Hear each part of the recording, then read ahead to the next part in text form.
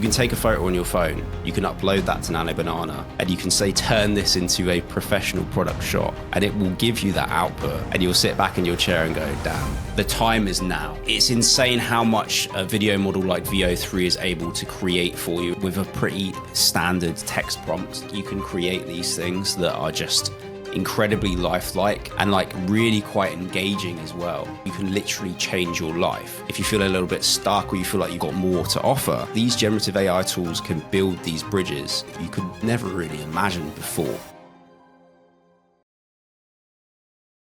Okay, so today's guest is Jack. And you know what? I'm going to start this episode in a way that I never have before. Our plan was not to release this episode at this point. The thing that happened is that after we recorded, this world of AI and these new tools that are being put out on the market, it's moving so fast. And I knew that if I did not release this to you guys quickly enough, then the opportunity would move forward. Today we got Jack on the show. I call Jack the AI filmmaker, the AI video expert. And that's because he has over 10 years of experience as a VX artist working in the advertising industry. But recently, he started to become obsessed and an expert in actually using generative AI tools to create creative and videos that get people to buy.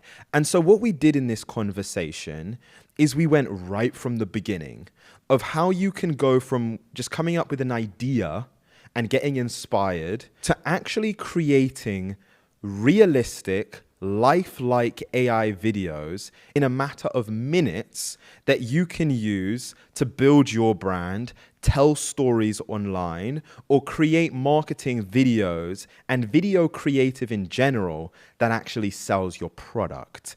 If you're someone that you've been trying to scale your business, but you don't have a huge marketing budget to build out a full production team or hire a fancy agency, this conversation is for you. And one more thing before we get into it. One of the things that's going to happen as you listen to this conversation is that your mind is going to start firing off with different ideas of things that you can build. And so the one challenge I have for you, and I actually spoke about this with Jack, is just go and start creating after you listen to this conversation. And so you know what? I'm not going to say anything more. We're just going to get into it. You're listening to The Callum Johnson Show. What is going to be the value to them of listening to the conversation that you and I are about to have? Yeah, I would say that if you think that we're still living in a world like that, where you're limited by, things like budget or, I'm not a professional 3D artist or, I don't work in advertising. We don't live in that world anymore. I think things have changed drastically in a very short space of time. So it's time to tool up and it's time to, in a way, stop making excuses because those excuses aren't valid anymore. Like it's here, it's ripe for the taking. And I think people need to start getting to grips with these tools, experimenting as soon as possible because the level of opportunity is crazy, mind blowing. And the faster you get on board, the better, I think. Okay, I love it. I love that intention. And you know what? It's I was telling you even before this that I've been watching your videos for a little while. And in all of them, pretty much near the beginning, you say, I'm Jack. I've been a VFX artist in the advertising industry for over a decade.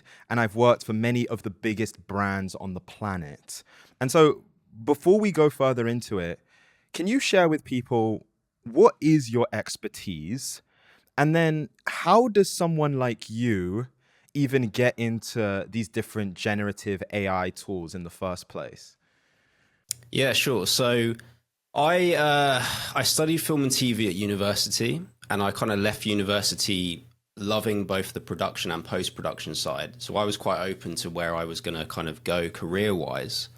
I sent out so many emails when I first left university, and it just so happened that a post-production house or visual effects studio were the first people to get back to me.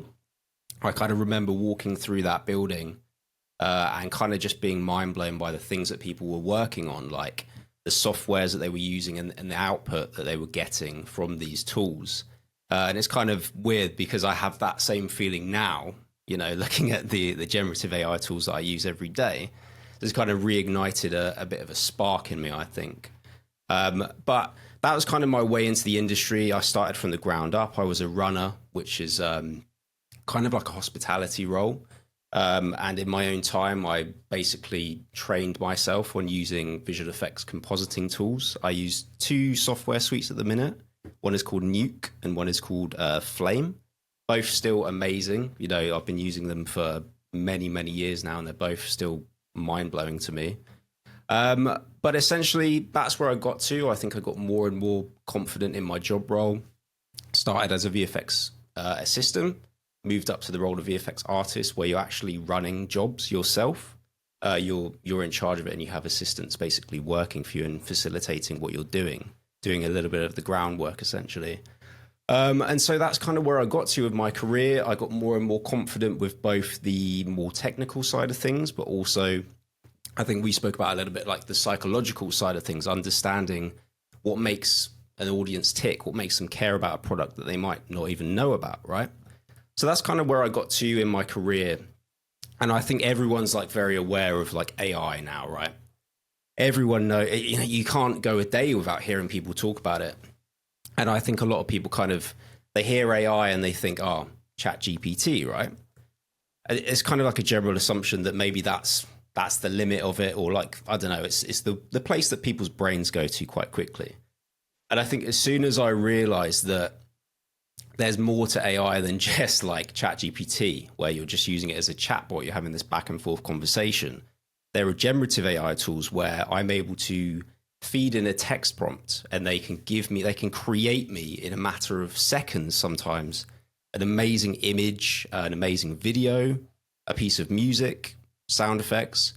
And then for me, I kind of quite quickly realized these are the building blocks of filmmaking. These are the building blocks of advertising. And as soon as that kind of clicked in my head, I kind of thought this is the new way to go. This is the new stuff to explore. This is how you're able to express yourself creatively and, you know, appeal to brands and create amazing opportunities for yourself without having the expertise, without having the, like you say, 6-figure budget. We're not in that world anymore. This new world it's exciting, it's scary in some ways, but I think generative AI opens up just a lot of possibilities to everyone. So if you're sat there like listening to this and you think it's too confusing, like I don't know where to get started, like you're holding yourself back, and I promise you can do this.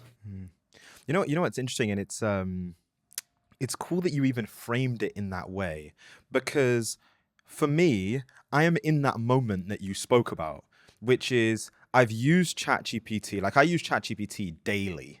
It feels like almost hourly now. I've used even like Perplexity, but when it comes to the generative AI tools, like the Sora 2, the VO3, the Nano Banana, I have never seen those. And I'm sure for some of the people watching, it's the same thing. And we're going to get into it in this conversation. Before we do, though, because you and I we had a conversation a couple of days ago, and you said something in that call that as soon as you said it, I had to write down what you said word for word and ask you to go a bit deeper on it. You said Nano Banana was the tool that blew the whole thing wide open for me. After Absolutely. using it for the first time, I remember saying to my wife, this is going to be really, really big. And so where I wanted to go is, can we rewind a second and you take us back to that moment, that first time using Nano Banana? And what about it, as a VFX artist and someone that works with some of the biggest brands, what made you have that reaction? This is going to be really, really big. I think for me, I already knew that these tools were capable of amazing things, but it kind of felt like they were capable of these things in a little bit of a vacuum. So it was quite difficult to maybe create, 5 different images that all felt connected in some way. You can really try and work hard on your text prompts to give the images that these tools are generating for you or the videos like a similar vibe. But it's quite difficult to get it to feel exactly as you imagine it and to make them all feel interconnected. The power in a tool like Nano Banana, and there are a couple of others on the market, but for me, Nano Banana is the go-to, is that you're now able to generate a starting image. And then from that image, we could feed it into Nano Banana, also known as Google Gemini 2.5 Flash image, the long, boring name. And from that, we can say, this is our character, this is our main character. And we're establishing things like the style of content we're making, the character and the location, the time of day. Can you give me a extreme close-up? And it's able to give you back an output which keeps the character, location, time of day, even down to textural details consistent. And yet we have another camera angle. And then you kind of sit back and you think, okay, so show me a wide shot of the entire location. And this AI is able to show you things that you haven't even thought of yourself. And you're getting the building blocks there. This is where I had that moment where I was speaking to my wife. I kind of remember sitting back in my chair and thinking, we're taking a single image that AI has generated for us, a powerful starting image. And because of Nano Banana, because of Google's new AI image editing tool, we can flesh that out into essentially a storyboard, the starting frame of each image of a film. And if we animate those images, we've just created a short film or an advert where everything feels like it's in the same world. So that kind of issue of AI image and video generators producing outputs that feel like they're in a vacuum, feel like they're disconnected, kind of just went up in a puff of smoke. And then you really start to think, okay, this has gone from being just, you can make cool like sizzle reels and like self-contained shots that look cool. And that now we can make like full-on movies, essentially. And that for me is when I got very, very excited and kind of obsessed with Nano Banana and still use it every single day and still get blown away by it. It's just, it really revolutionized everything for me. And I don't actually think enough people talk about how big a deal it was because it's changed everything. To the person that's sitting at home who is the brand builder or the entrepreneur or this person that wants to start a company or tell any sort of story online, what is the power of that piece of you're actually able to connect scenes and build like almost a short film? What is the power of doing that with AI? It's the fact that, I think we kind of take it for granted, but don't forget that on these shoots for movies and adverts and everything, there are people whose entire jobs are continuity, right? So if you're making an ad for a product, the product has to remain consistent throughout the whole ad, or it breaks the illusion and it feels kind of sloppy and, you maybe don't form that connection. In the same way, the characters or the actors or the talent, they also have to feel consistent. And I think a lot of the issues that we had with AI initially was the fact that there was something about the output that felt disconnected and felt inconsistent. And so for me, a tool like Nano Banana kind of solves that problem by allowing that consistency. And you can even take it one step further of a different application altogether where maybe you don't have a professional photography studio, but you've come up with a really cool product and you want to take, maybe it's just a prototype and it looks a little bit naff. It doesn't really look as premium as you'd like and you haven't got the cool studio. You can take a photo on your phone. You can upload that to Nano Banana and you can say, turn this into a professional product shot and it will give you that output. And that's going to be a moment for you when you first give this a go. Anyone listening to this can do this with any product and you'll sit back in your chair and go, damn, yeah, things have changed pretty quickly in this game, and it's probably time I kind of get to grips with these new tools. Yeah.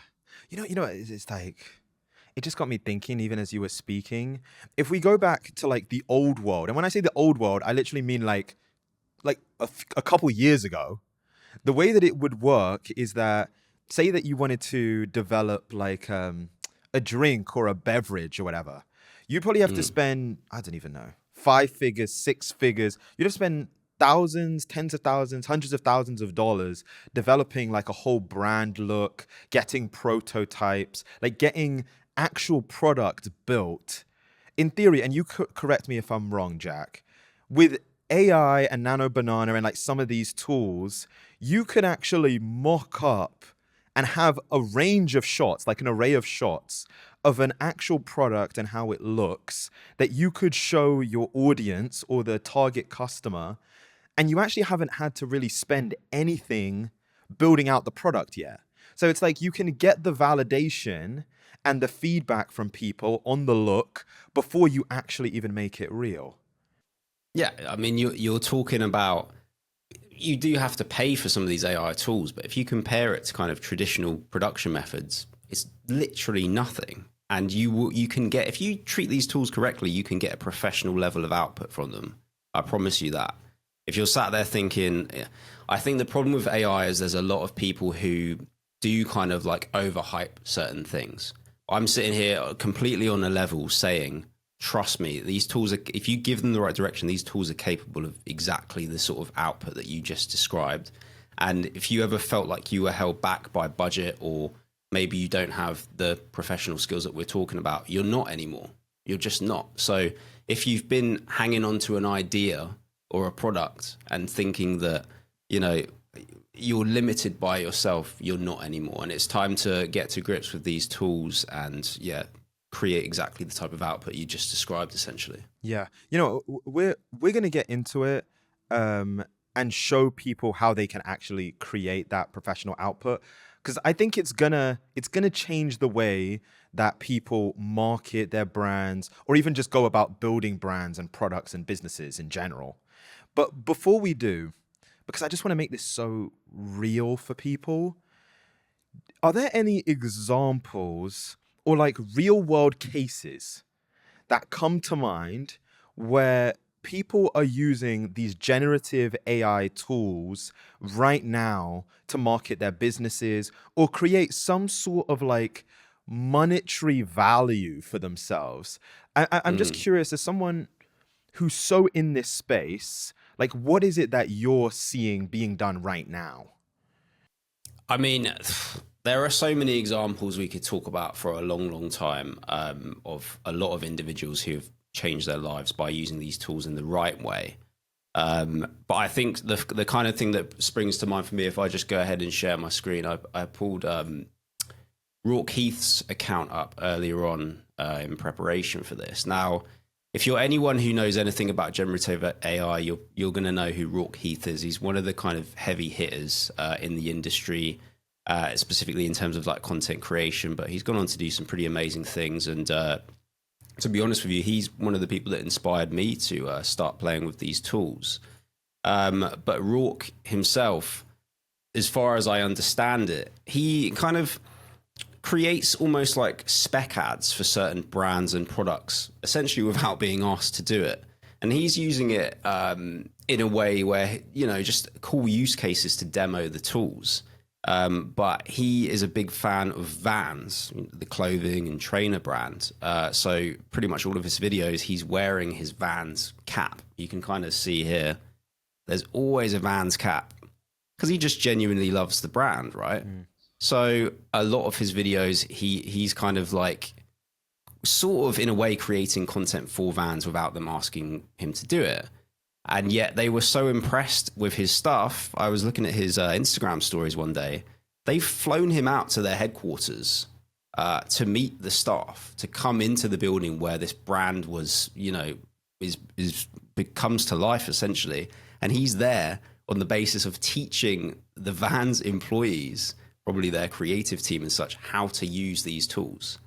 So for him to have this dream brand reach out to him purely because he's mastered these generative AI tools, I think is an insane example of the links you can make, the connections you can make, how you can literally change your life. If you feel a little bit stuck or you feel like you've maybe got more to offer, like these generative AI tools can build these bridges with brands and individuals that you could never really imagine before. So that's a really great example. But there's a lot of things happening on like a smaller scale as well. Like, you know, brands will reach out to creators who they're impressed with their generative AI output and say, can you make me a few ads for this amount of money? There's people making good money from this stuff, and they're right at the start of this new type of content, this new industry that is you know, getting bigger every minute. You know what? When you actually just put it in those terms, that This guy is working with essentially his dream brand, creating videos. And it's not because like he has decades of experience as an editor or like creating video. It's because he kind of mastered the art of like working with these tools and like prompting it and giving it ideas and going back and forth with them in the right way.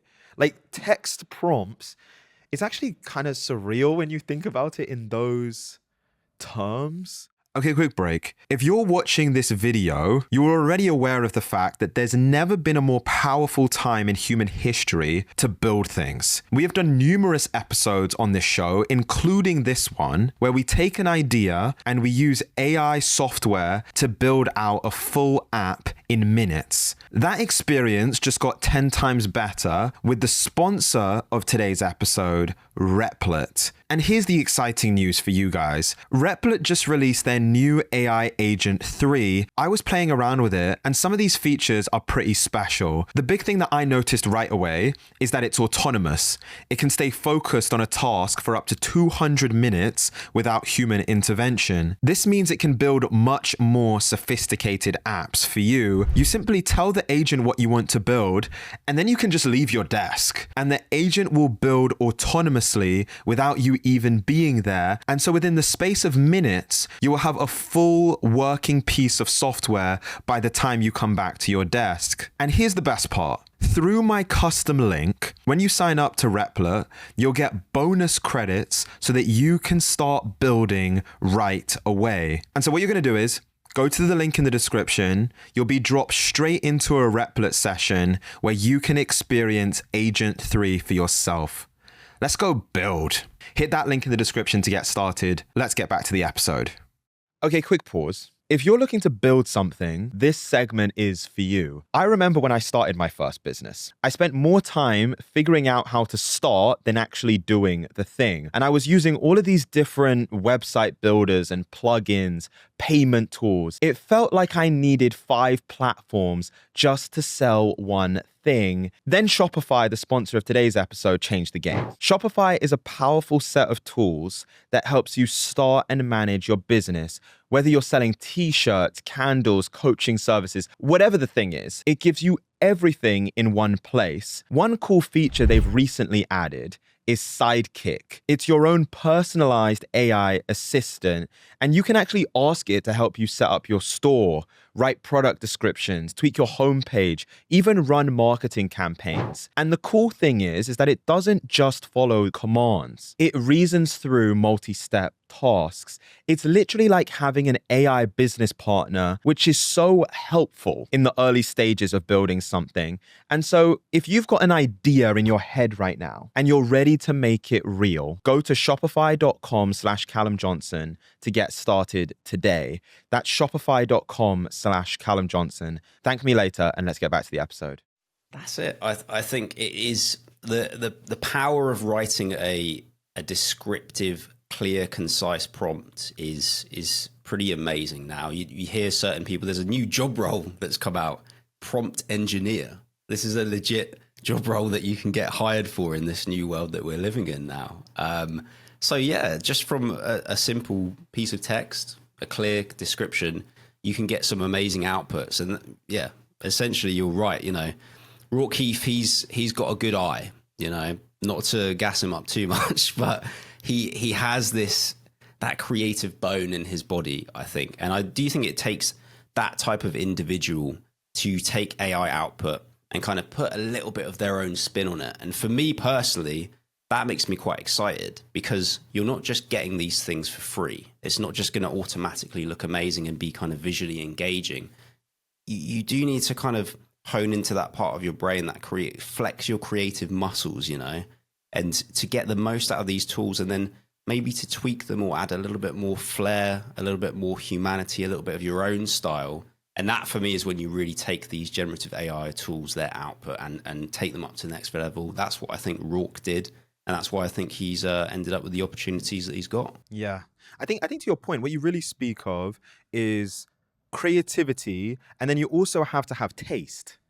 And so I think it's like a lot of the times we hear people talk about, oh, this is just AI slop or whatever. I've heard that term frequently. Oh, it's AI slop. It's like the difference between AI slop and then just beautiful, engaging video that was created by AI is the taste. Like you still need that taste part of it. You know what?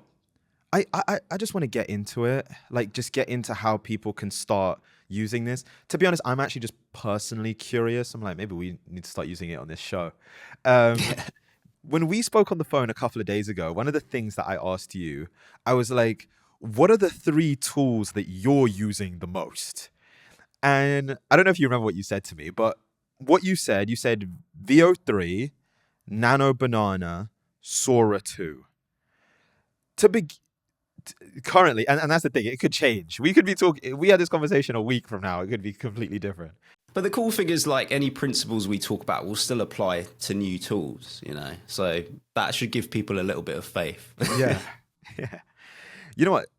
Why, for the time being, why those three tools? Why are those the ones that you go to? I think so. We kind of covered Nano Banana already. I think for me, that is, I kind of think about AI filmmaking in a few different steps. The first step for me is writing the prompts, because you don't get anything until you've written a good prompt, right? So that you kind of create your initial image, you kind of set the scene, establish your character and your product and such. Nano Banana then can allow you to flesh out your world, your scene, your short film, your music video, your product spec ad, right?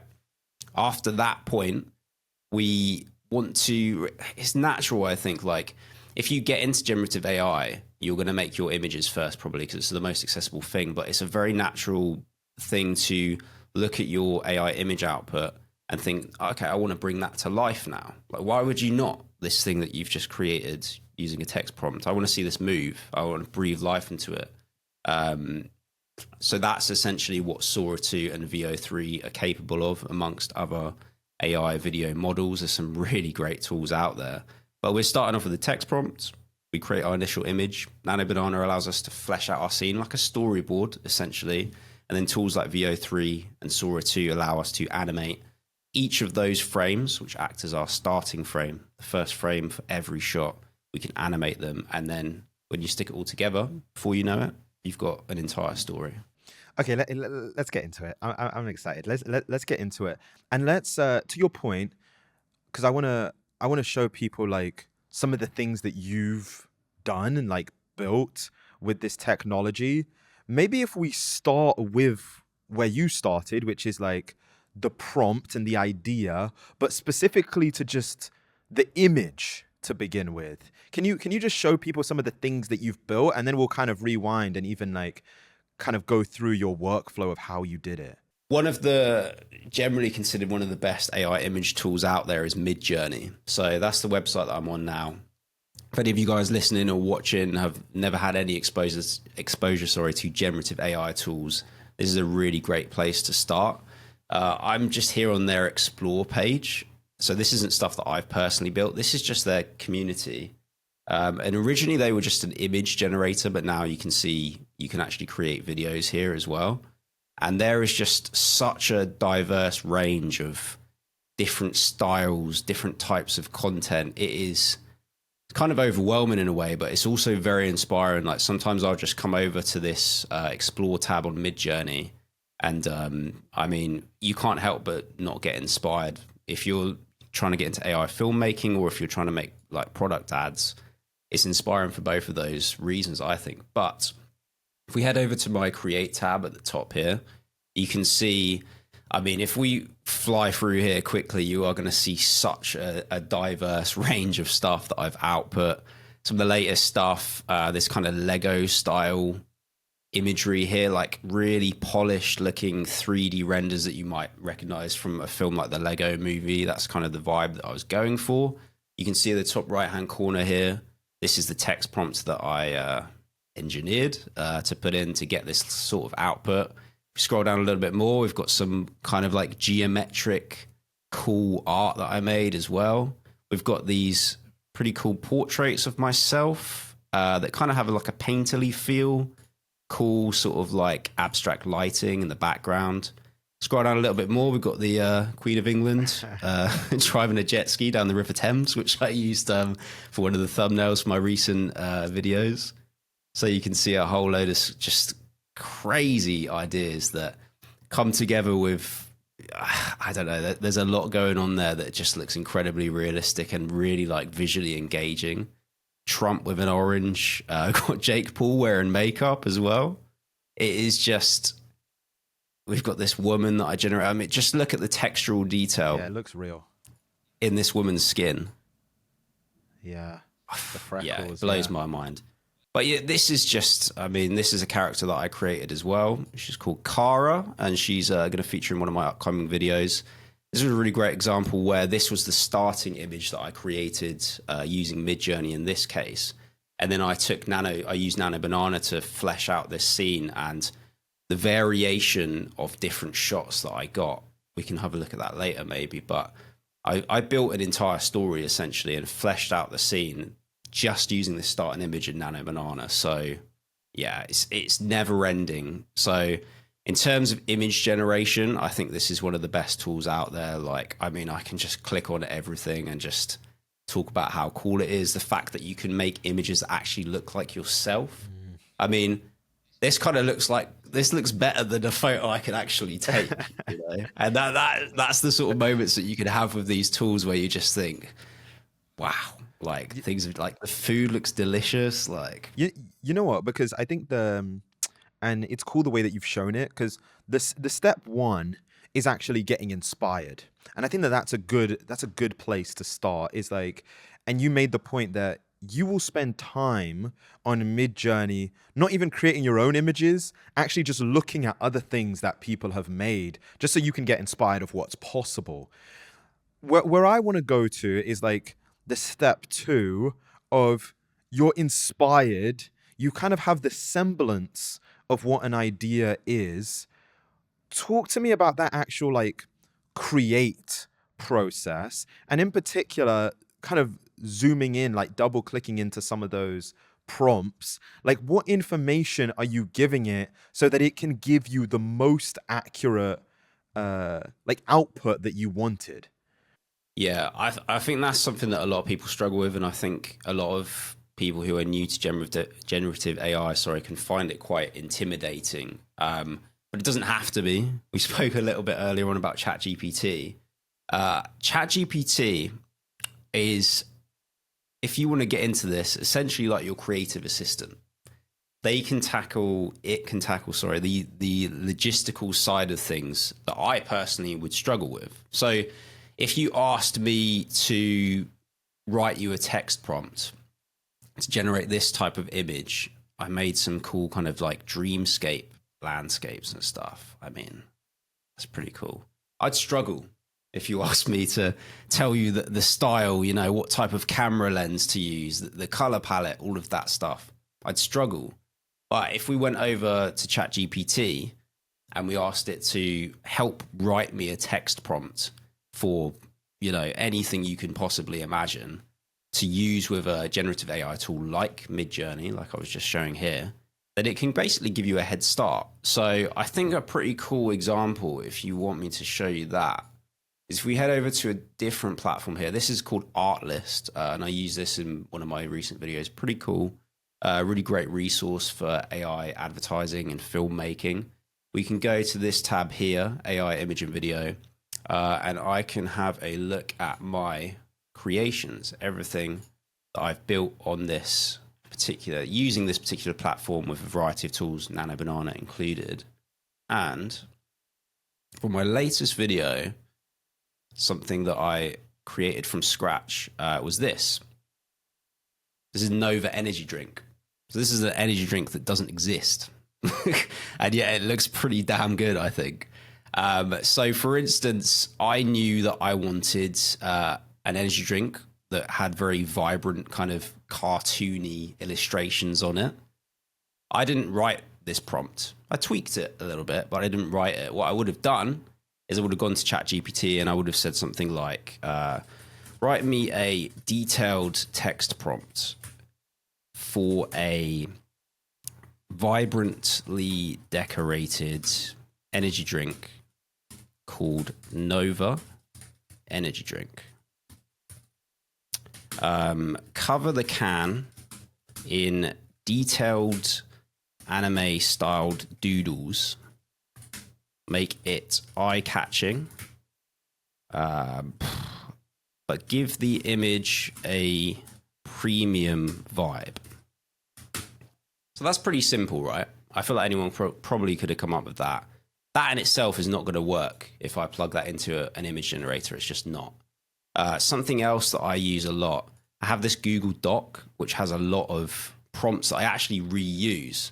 So you can see here, I have something written down, additional realism at the end of prompt. So a lot of the time I'll just go in, copy and paste this in, and I can just say, end the text prompts with this.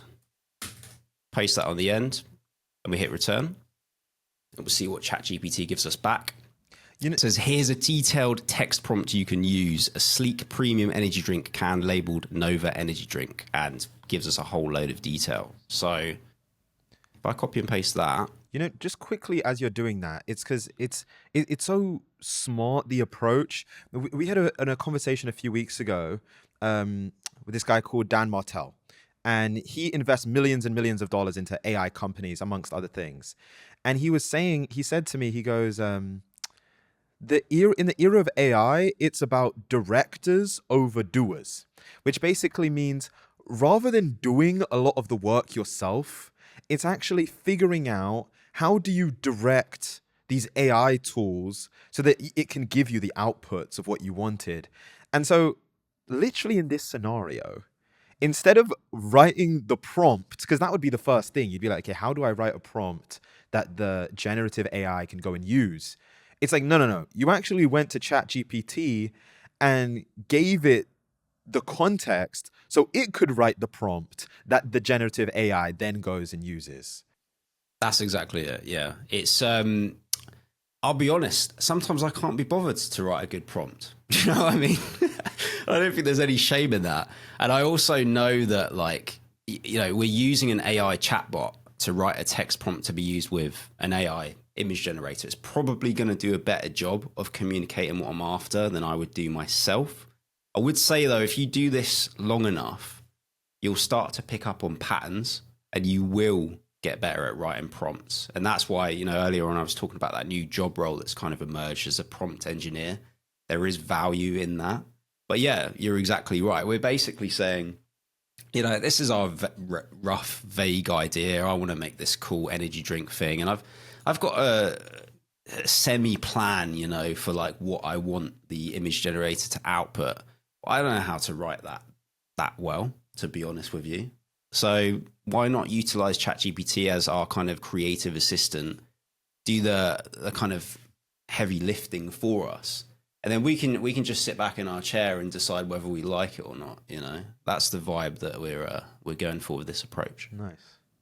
Nice. Okay, so you put in the prompt into whatever the generative AI is. What happens? Like, does it give you like the perfect output, or are you actually going back and forth with the generative AI of Artlist or wherever you're doing it to kind of get the perfect image? So we're using inside of Artlist text to image. So we're just plugging in our text prompt. We've got rid of a little bit of it because it was kind of added detail that was throwing it over the word count. You can see on Artlist there are various different styles that we can go for, like studio, portrait, macro lens. I'm just going to leave it on multi-purpose. We can go for different aspect ratios, which you guys listening will know, super important if you want to make like social content, for example. You can do your vertical 9:16 if you want it for TikTok or whatever. But let's just go for 16:9 and also pick how many images we want. I think we should just go for 3. And are we going to get them back? Yes, we are. Just while this is loading, for people that might not know or are hearing about Artlist for the first time, why are you using Artlist versus just going directly to, I don't know, VO3 or Nano Banana or Sora? Like, what is the value of Artlist? Artlist essentially allows you to pay like a single membership and go to a single platform and access multiple AI image and video generation tools. I think that's another thing that can be a little bit intimidating. I understand why, where, you know, I have to go to this website and pay this subscription for this tool, and then I have to pay another subscription for this tool and go to this website and kind of dot between them.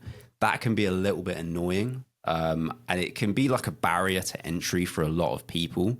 So like these sort of platforms, Artlist, Higgsfield, Freepik, they're all really good examples where you're able to just stay in one place on a single platform and have access to all of these different amazing tools. So that generally is, I don't know, for me, like Higgsfield is kind of like my go-to. Like you can see that they have access to so many different cool tools here. So this is a great place to start. Artlist is a great place to start. And you can see that, speaking of Artlist, we've got back some of our generations here. Yeah. So they're very different to what we had when I did the video for real that I was showing you guys before. But like, if we just blow these up, that looks pretty cool to me. That looks really cool. Yeah. So there's a lot of detail going on here. It's very visually engaging. And I kind of like, when I was making the video itself, was saying in there, I kind of watched this back and a bit, something that I actually said myself stuck with me. Like if you were walking through a shop, would this be enough to kind of turn your head? Yeah. And I think in this case, it probably would, right? Like it kind of looks, it gives me a vibe of like here in England, people are obsessed with like IPA beers and stuff. Kind of gives me that sort of vibe. And I really love those type of products because they're not just like a boring looking beer. Like there's artistic intention behind the branding. And that's kind of the vibe that we've gone for here with an energy drink. But you were speaking a little bit about being able to take these images and then use Nano Banana to modify them. Like what if we don't like part of this, right? So let's just go ahead and get it downloaded. And just for the sake of like showing you guys like a variety of tools, I'm going to head over to Higgsfield. One of the cool things about Higgsfield, if we go to the top here, there's a tab that says create image. And we can go over here and you're going to see a whole load of stuff that I've created pretty much exclusively with Nano Banana again. You can see that the variety is crazy. Lots of experiments, lots of cool projects going on for future videos and stuff. But if we go to the bottom, you can see we're able to select our image generation tool. We can select Nano Banana. And the cool thing about Higgsfield is currently they've got unlimited generations, so, which is on, I think it's like the higher tiered accounts, essentially. Like if you're paying the slightly higher membership, you have unlimited generations. So that means that you haven't got to spend any of your credits, your like monthly allowance to do generations. But for example, here, we've picked Nano Banana already. What we can do is we can upload that image we just generated inside of Artlist. And let's just say,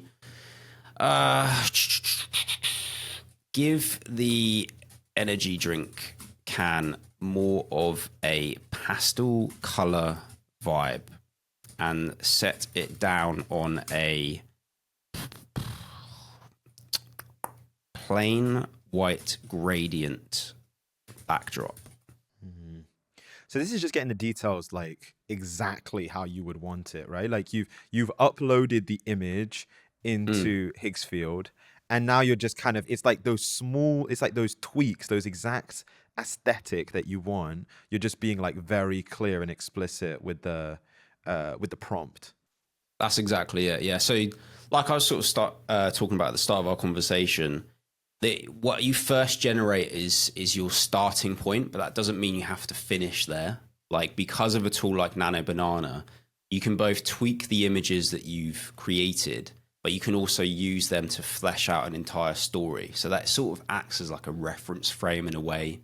It kind of establishes, like I said before, in this case, our product, right?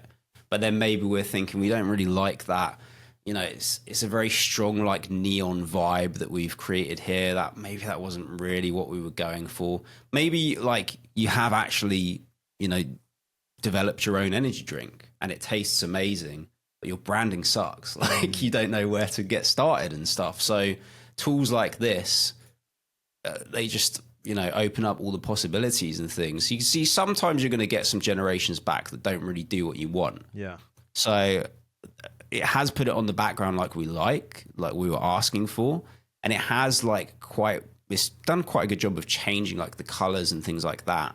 But I don't know what's happening here. You're going to get back you're not always going to get back amazing prompts, like amazing outputs. Sorry, like I can show you so many examples where you won't get back good stuff. Yeah. But generative AI is trial and error.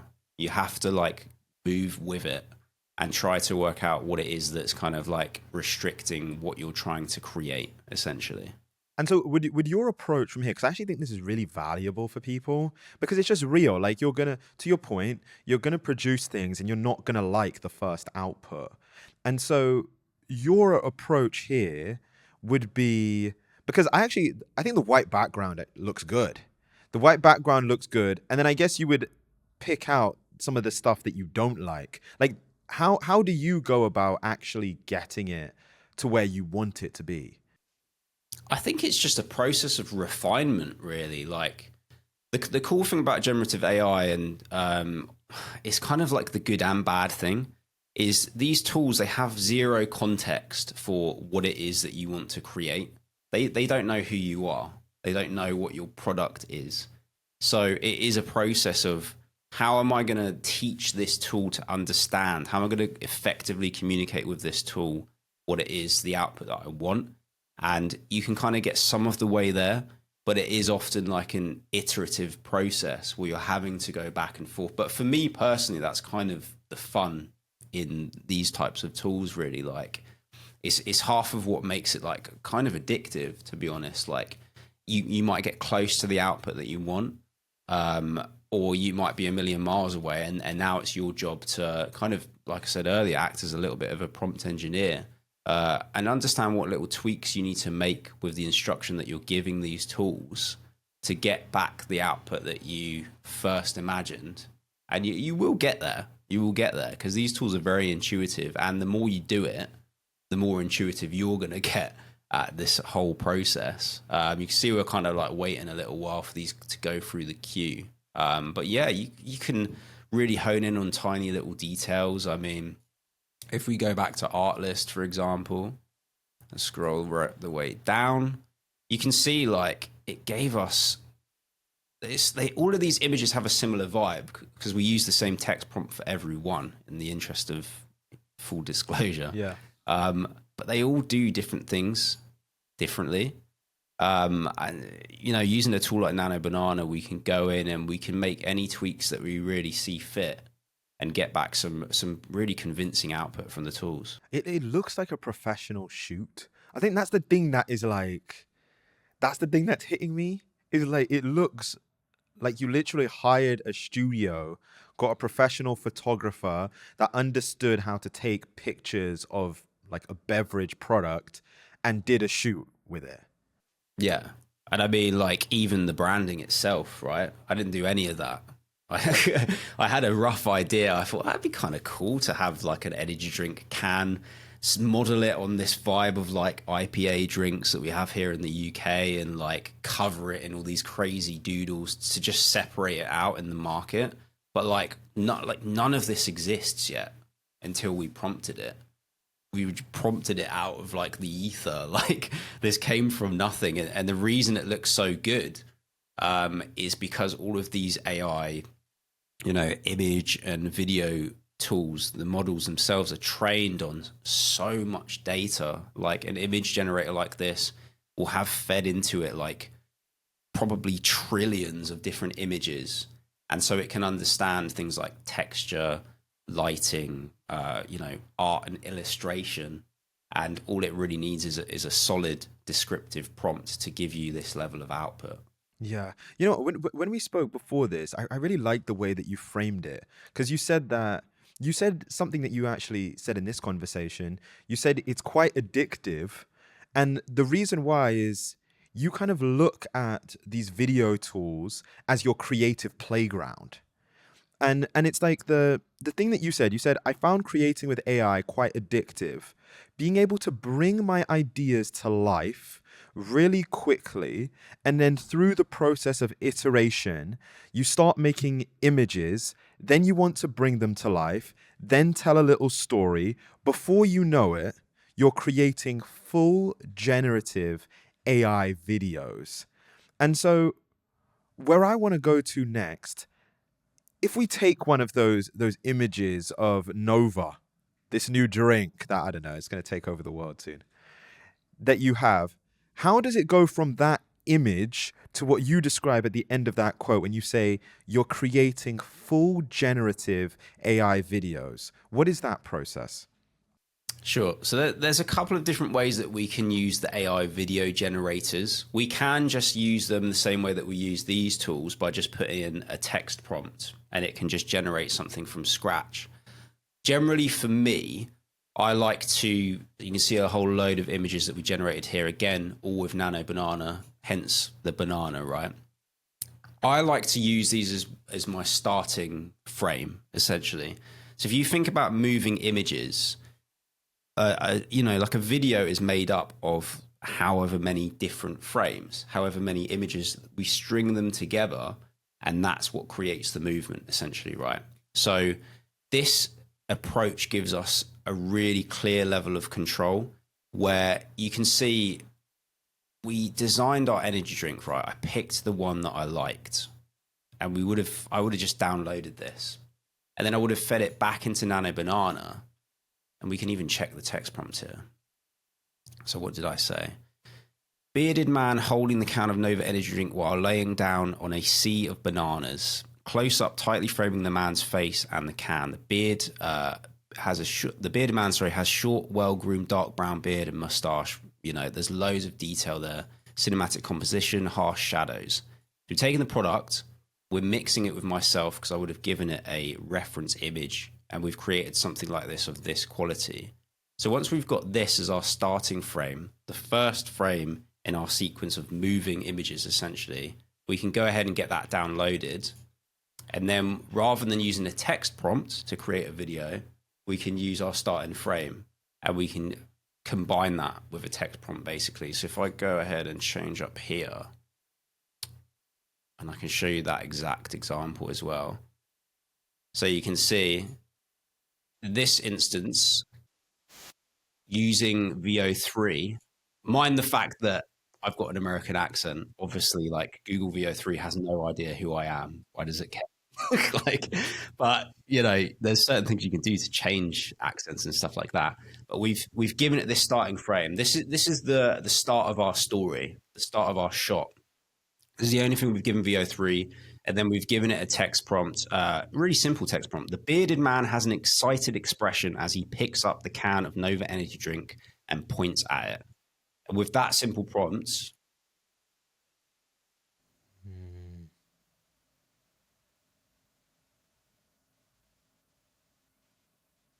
That is good. Pretty crazy. Yeah. Yeah.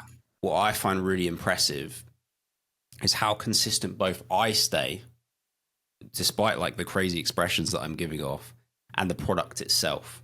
Like, look at the way that, like, the skin texture on my face, it all feels really real. I wish I had teeth that white. Unfortunately, I don't. But like the reflections, the highlights on the can as it's moving around, everything is just mind-blowing. And because we fed in a starting image at the start, we have been able to have like a really clear level of creative control in terms of the character, the setting, the lighting, the product, everything. So yeah, we can take an image, we can bring it to life with a tool like VO3, for example. Yeah. You know what, you made that point about the consistency and even in the details. I think that this is something that's actually really beneficial for that person that's sitting at home, which is, yes, you're a VX artist. You've also just worked in the advertising industry for a long time. And so also just understanding the psychology and what you have to do in order to get someone to want to buy something, which is like what advertisers do. I guess I'm actually curious, like, for advertisers or marketers or anyone that wants to get someone to buy something and use video to do that, how far along or how close do you think we are to like brands being able to produce videos solely with AI that actually could be like a high performing reel, or could be like the ad that they're using for paid on Facebook or on Meta and is actually driving traffic, or like an ad that they could put on TV? Like, how close are we to that reality? I mean, have you seen PJ Ace's ad that was shown at the Super Bowl? No. Have you seen that? Because I could pull that up on YouTube. Let me go full screen a sec, and I can pull this up because it's already happening. It's literally already happening. Let me find this. Am I okay to show this on the Yeah, pod? yeah. Let's see it. Let's see it. Yeah. Cool. So this entire thing was made with VO3. Actually, VO3 has been updated to VO3.1 now, so it's even better than this.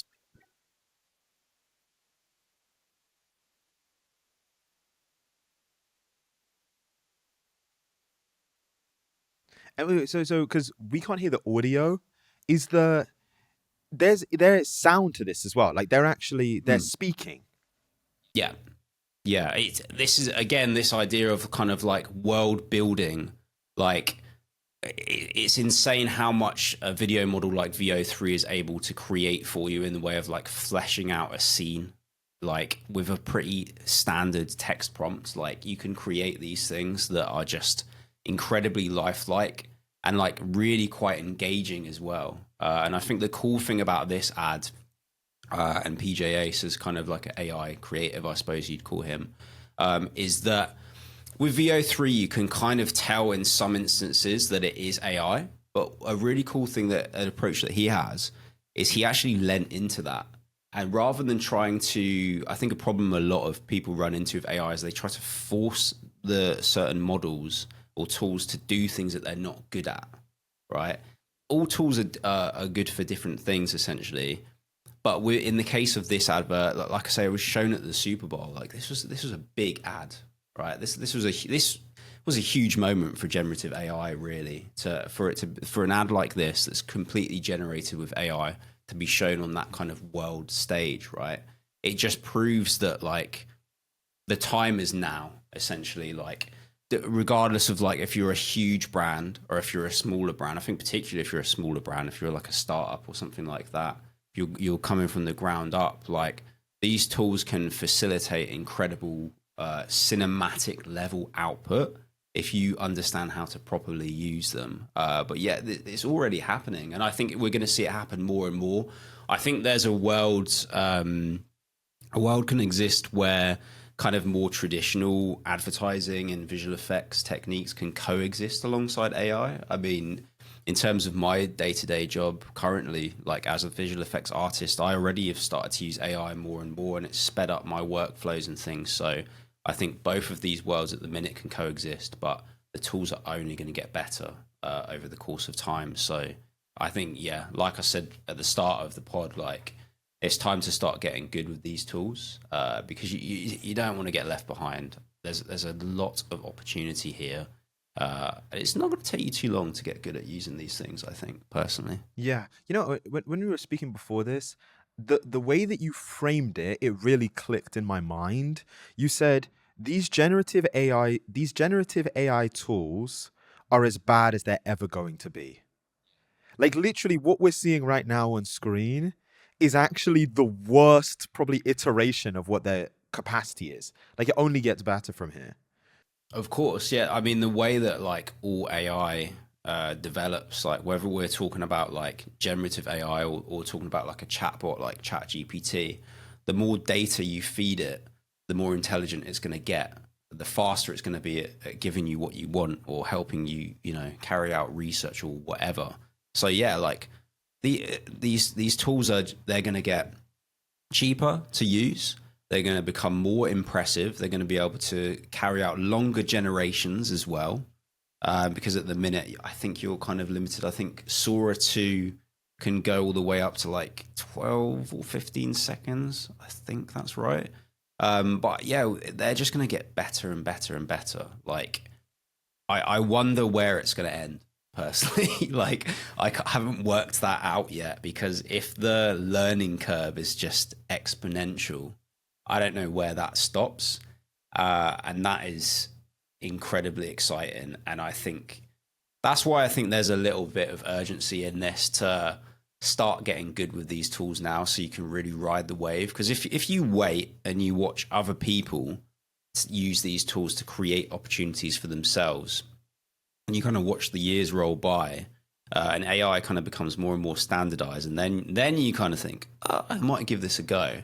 I think you're missing the boat. I think now is the time to sort of become a trendsetter. Now is to kind of hit the ground running, and get really good with these tools and develop your own style as well. And you know, if you've got that product or that idea kicking around in your head, then like, let's just go. Let's just start making stuff now. You know. Yeah. You know what, even as you were speaking, one of the things that came to mind for me is like the 7 or like 8 figure like design or advertising agency, which is like there's maybe like 1 or 2 people working there and their clients are these big brands, but to actually build the creative, all they're using, they're just experts in VO3, in Nano Banana, in Sora. Like that is going to start to become like a very immediate reality. Like you can see it right away. Yeah, I think yeah, we're kind of already moving into that world, and I think for me, what kind of blew the whole thing wide open was you. People get a little bit frustrated when the AI doesn't give them exactly what they want straight away. But if you stick with it a little bit and you get your first good output, you'll quite quickly realize that maybe it's just you gave it the wrong text prompt, or you just got a bit unlucky because it is trial and error. But like, trust me, that these tools are already so good. Like we said before, they're only going to get better. They're going to become more and more commonplace in like every industry, really. And I think the really cool thing, the way that I see like generative AI tools like this, and you know, creating images like you can see on the screen right now, is I couldn't have done this without generative AI. Generative AI, sorry, I just couldn't have done. It's just not possible. I don't have the money to do this. I don't have the scope. Like, I couldn't have. Oh, what happened there? I couldn't have created like this sort of Pixar style generation. If we go back down to that, I couldn't have created that. I don't have the technical knowledge. I don't have the budget to pay like a CG team to make this for me. And yet, all I did was feed that like this terrible reference image of me, which is awful, shot on my phone, and a text prompt that says animated Pixar style scene of the bearded man wielding a sword and fighting small green monsters. The man has short brown hair with a buzz cut hairstyle, mostly hidden under a dark grey baseball cap worn backwards. He wears thin gold wireframe glasses with rounded rectangular lenses and has a brown hat. And that's what I get back. I couldn't have done that before. If you told me however many years ago that I could get this output without spending a fortune, I would have laughed you out the room, basically. Yeah. Yeah. You know what? Here's where I want to go next, because we kind of given people the steps, and we started with step 1, which was like inspiration, actually just seeing great creative and getting inspired. And then we moved from step 1 to step 2, which was actually building out the idea and using ChatGPT to come up with prompts that you can then give into, whether it's Artlist or Higgs Field. You can actually build the creative from there.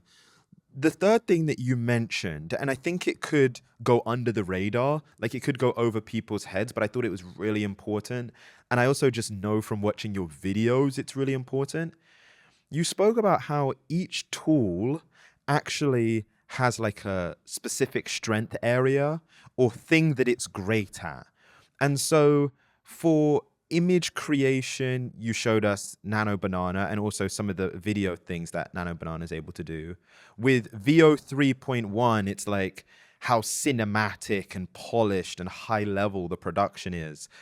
The one tool that we haven't spoken about as much, and you know, there's so much in the media and the news and just the general zeitgeist of people talking about it, is Sora 2. Can you show us some things that you've made using Sora 2? And then also, like, what is the strength, the specific use case where Sora 2 really excels? Yeah, so this is a perfect example because we're using the exact same product to basically test Sora 2. And of course, we're looking for things like product consistency and just general realism, for example. But if we go ahead and, I mean, this is great here. So before I show it, sorry, let me just read you the prompt. Ultra realistic UGC, so user generated content style of an attractive female content creator skydiving whilst trying the Nova energy drink for the first time and having an excited, favorable reaction. And I just said no music for editing purposes, really. And we fed in this starting frame of the product. And what we get back from Sora is this.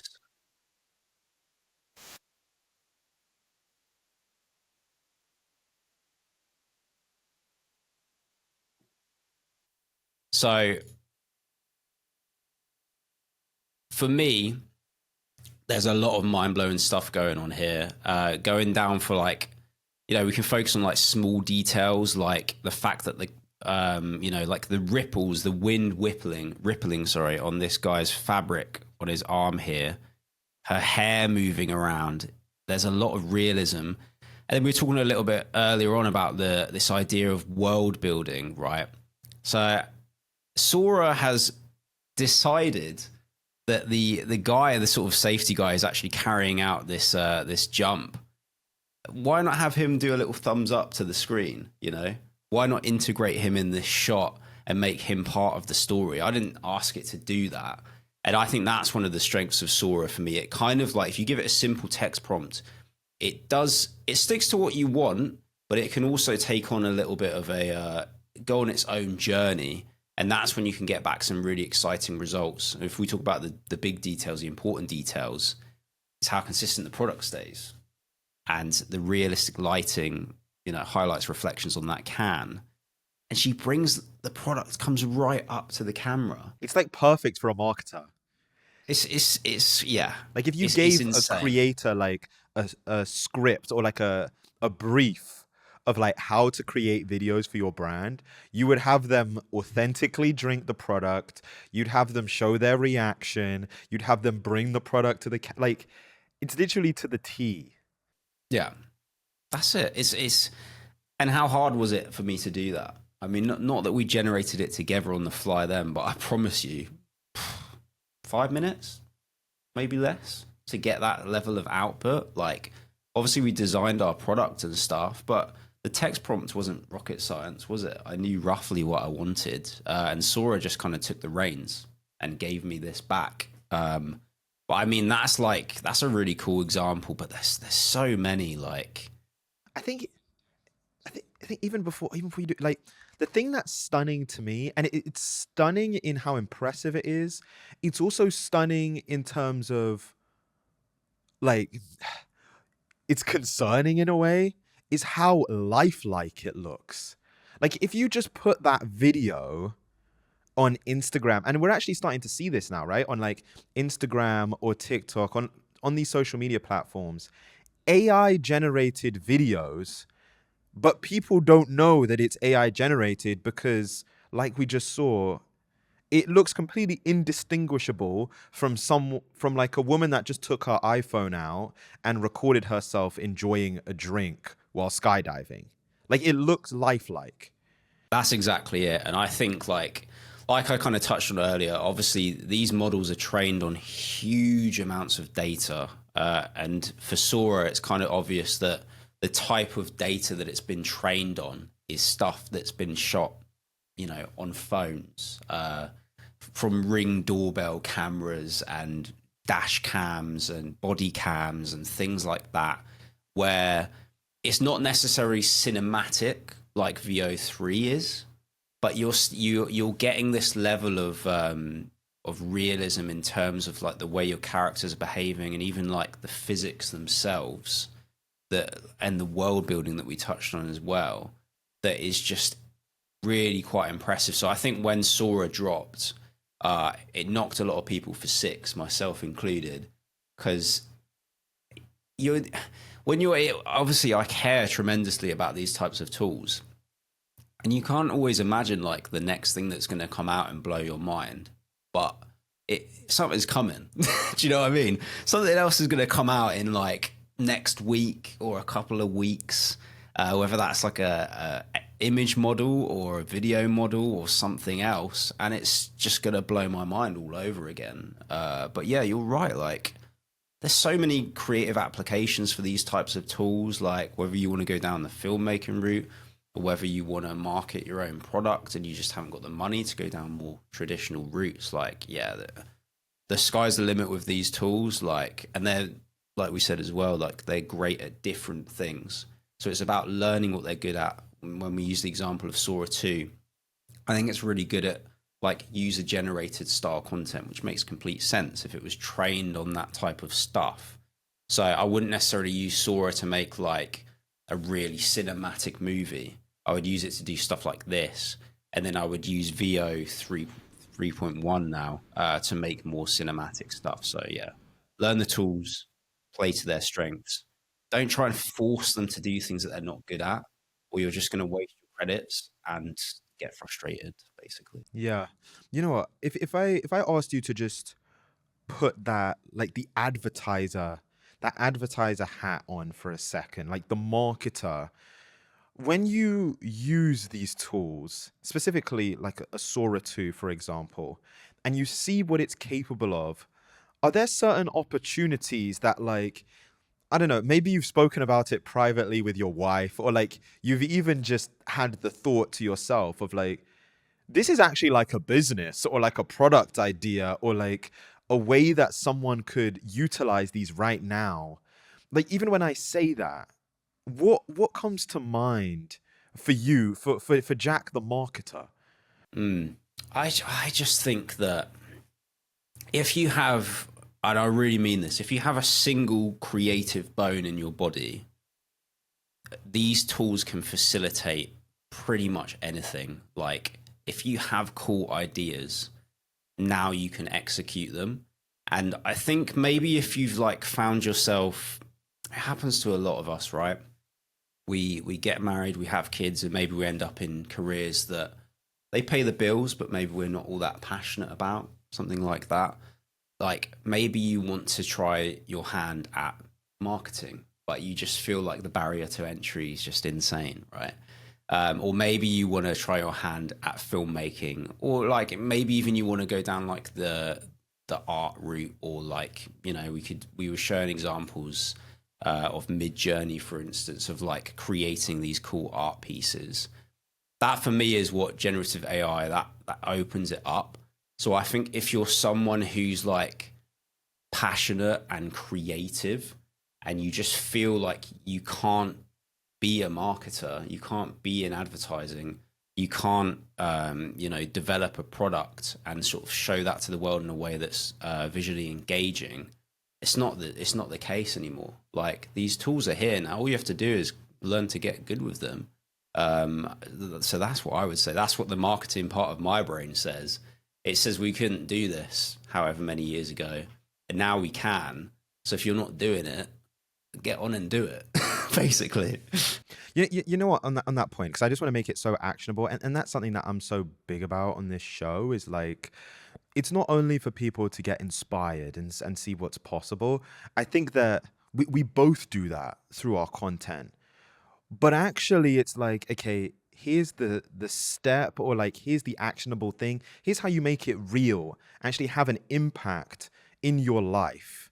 And the reason that I even mention that is that there's people that are sitting at home right now watching this or listening to it on their headphones, and it's like the gears are starting to go in their mind, and like I hope so. the ideas are firing off. Like I know it because I'm feeling it right now. As someone who, you're actually proficient in these tools, like you've actually built things, you've made creative, you've spent the time using it as your creative playground. For someone immediately after they finish listening to this conversation, what would you recommend is actually, or what would you say are kind of the next things that they should do if they've kind of had that, they've reached that conclusion of, similar to you, this is going to be really big. The opportunity is right now. I want to get familiar and kind of master these tools. What is the next step for them? So I would say I would start with image generation. I think that makes sense because it's kind of the first step in like the best workflow, in my opinion, where you've got as much control as you possibly can. And I think the next steps of like using video models to animate and stuff like that will just come naturally. But I think if you just want to start out, like I would suggest get a Mid-Journey subscription, membership, whatever you call it. Like it's not that much money to go on like the lowest tier. Go and have a look on their explore page and just look at the amazing stuff that people are creating with AI and like soak up that inspiration and try and think back to like maybe there's ideas that you've had, even if it's like a type of style or, you know, a product, short film, comic book, anything. These ideas that maybe you had like 5 or 10 years ago. I know I've got a lot of them from when I was a kid. Used to write stories as a little hobby and stuff. You kind of like go back to those ideas and understand that now with these tools, you can bring them to life. Where previously you thought, I can't do that. I don't understand how to be a filmmaker and stuff. Now you can do it. So I would start out with images themselves and start to reacquaint yourself with like visual storytelling. Like create some stuff that makes you feel something. I think for starters, like, and have fun doing it, because like if we go back to my create tab, all of this stuff, I mean, it was just so fun to do. Like these are like dreamscapes that I did at one point. So something a little bit more, I mean, just look at this stuff, man. Mid-Journey just blows my mind. And to your point, the variety. Yeah. I mean, it's just never ending. Like we've got this cool like illustration here. It's like everything. You know what? Even as I saw that, it like reminded me of like a movie poster. It's like Yeah. literally anything visual is, yeah, it's like a game changer. Yeah, it's absolutely insane. So that personally for me would be where I would start. I think start getting acquainted with an AI image generator. So you could start with Mid-Journey. If you want something a little bit more accessible, you could use Nano Banana. Like I said before, the actual name for Nano Banana is Google Gemini 2.5 Flash Image, which is because it's in the Gemini app. So all you have to do, like if you're listening to this right now and you're like, I want to get started, I want to make something, download the Gemini app, click on the little Nano Banana icon at the bottom of the screen, start making something. Do you know what I mean? Start trying to put the pieces together of how do I communicate with these tools to get the output that I want. And trust me, there's a whole wealth of knowledge out there on, you know, like you could go to YouTube and just spend ages like learning this stuff. You can dip in as much as you want, just learn a little bit. Or if you want to go fully in, you can really tool up and you can learn how to play around with, you know, like different camera lens types, adding like certain film grain, different types of color grading, different art styles, everything. These models are trained on such a wealth of media that anything you can possibly imagine, you can create it. So yeah, I would start there. Start making some images. Before long, you're probably going to get hooked. And the next logical step is to bring those images to life with a video model. Yeah. Before we get out of here, I had to bring this up. You said, my expertise is advertising. I know it inside and out. And so you went on to say, you have to understand how to get someone to buy. And increasingly, the best adverts feel like short films that hit emotionally. And so where I wanted to go is for that person that potentially it starts off as a creative endeavor. They're being creative much in the way that you just demonstrated and displayed, and they produce this variety. And then they kind of want to make almost the next step or that progression to not only is it beautiful creative, it's actually creative that would get someone to buy. When you put that kind of like advertiser's lens on it. What do you think is the thing that separates the people? Because we're going to have so many people creating AI videos, and then we're going to have a small section of people that create AI videos that actually generate them a lot of revenue, and like it's great advertising.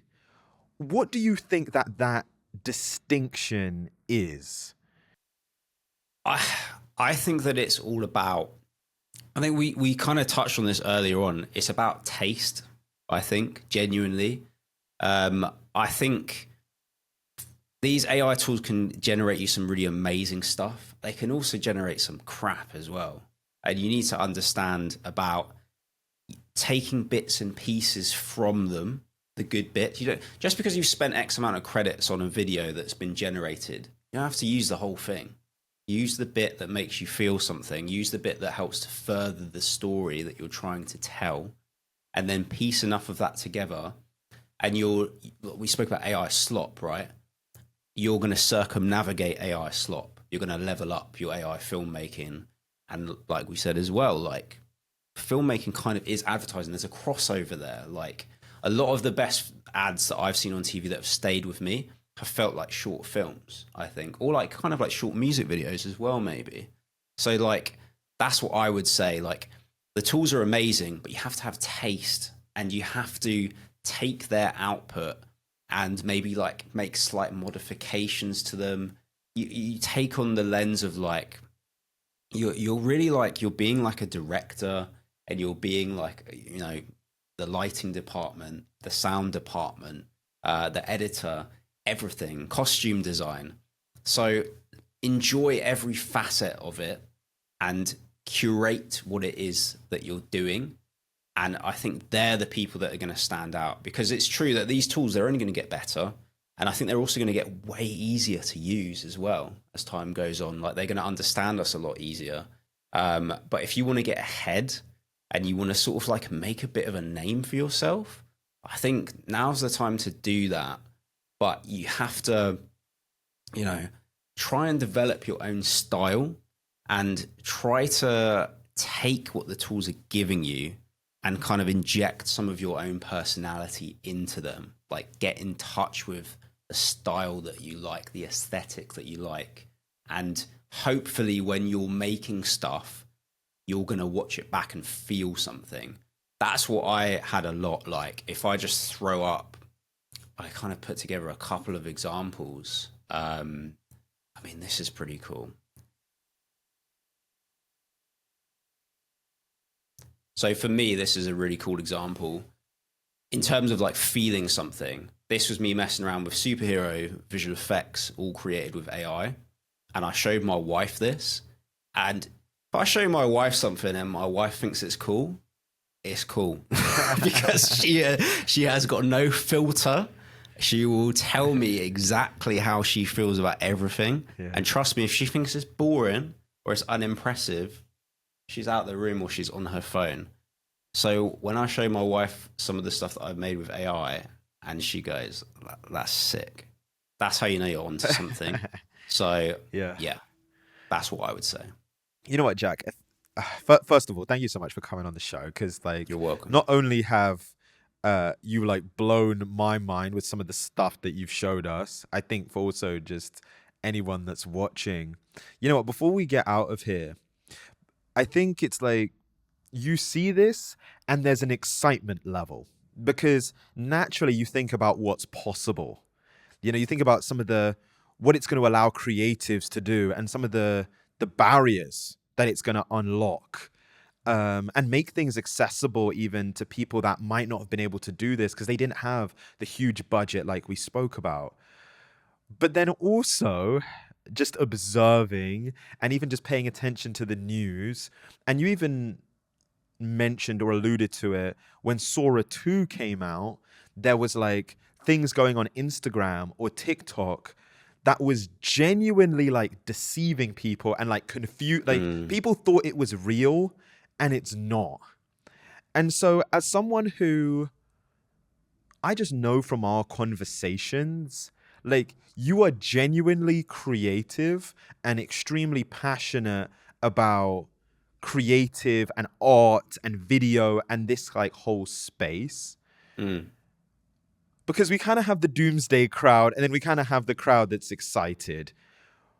Where do you hope that this goes? Like, what do you hope is the impact, is the legacy, is the significance of what this technology, like, where do you hope it leads? I mean, right now, like you were talking about, it's unlocking doors for myself. It's unlocking doors for my viewers.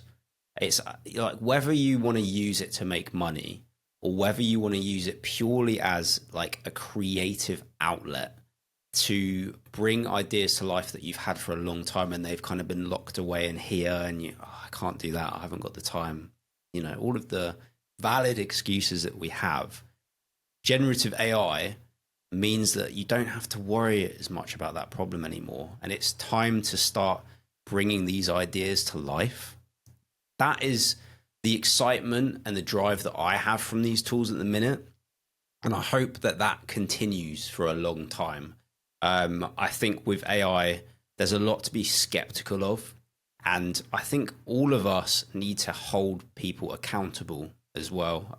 You know, not to get too deep, but our governments and even the people developing these tools, like the emphasis is on us to do what we can to hold these people accountable, to make sure that this new technology develops in a safe way, and that, you know, it disrupts, but in a positive sense, not in a negative sense. So for me personally, I before I started making my YouTube videos, I had this slight moral dilemma of the doomsday scenario. Like, I'm kind of scared of the things that these tools are capable of.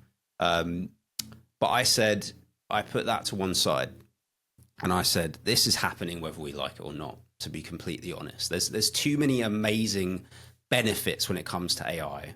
Like, think about something like healthcare. Like, AI is going to revolutionize healthcare very quickly. I strongly feel that.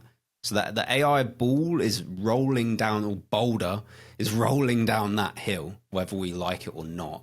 And so for me personally, I'm like, embrace it, get good with the tools, have fun learning them. Like I say, if you want to make money or if you just want to flex your creative muscles, use it to unlock doors. And in terms of the whole safety side, let's just make sure we hold people accountable and make sure the world that we are piecing together now for our children is a safe one, and just one of more opportunity for me. So I think that would be the key word. Like, for me, generative AI has unlocked opportunity, and I just want it to stay that way, basically. No, that's really good. Jack, man, thank you so much for coming on the show. You absolutely smashed it. Thank you, mate. I'm glad you enjoyed it. Yeah, it was awesome. Awesome. Really fun. Okay, so if you enjoyed this episode, you're going to absolutely love what we did with this one right here. Click here.